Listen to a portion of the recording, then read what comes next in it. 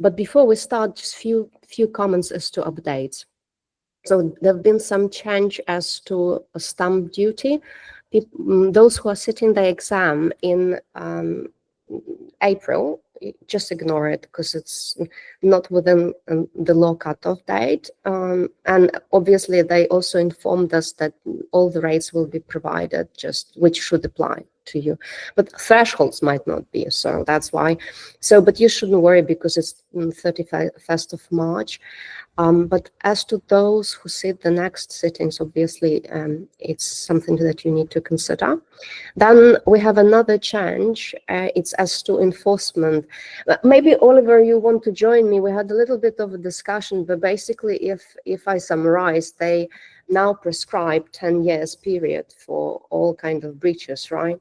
Yeah, I think it's a bit unfair, to be honest. I was quite happy with the old system.